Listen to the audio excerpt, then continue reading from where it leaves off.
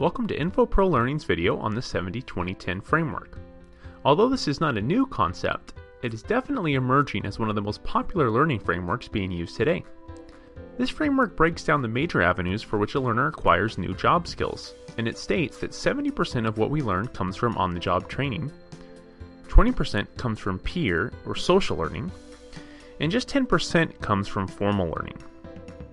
To help you understand this framework better, we have broken it down into each individual component, starting with formal learning.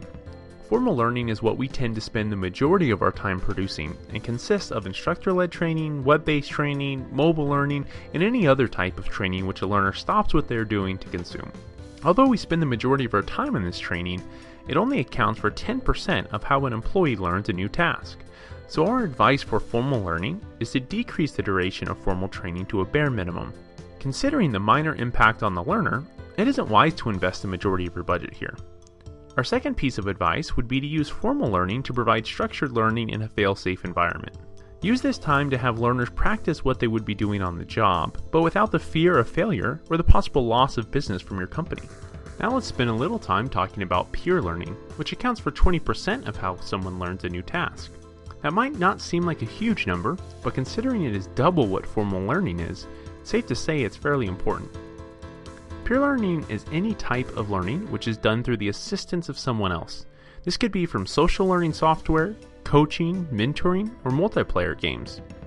For peer learning to be successful, it is important that you create incentives within your company that promotes and awards collaboration. In many companies, it takes years to establish this type of culture, but the investment yields tremendous returns. The second key component of a successful peer learning strategy is that you need to allow social learning to grow organically.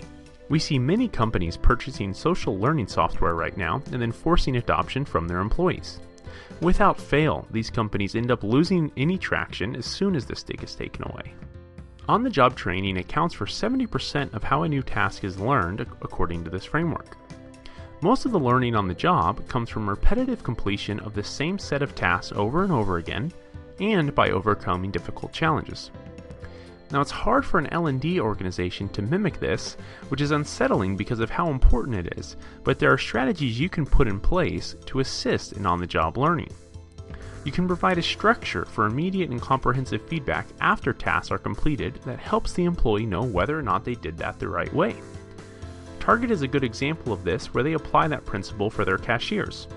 Immediately following the checkout of a guest, they're shown a red, yellow, or green screen which represents how well they performed that job.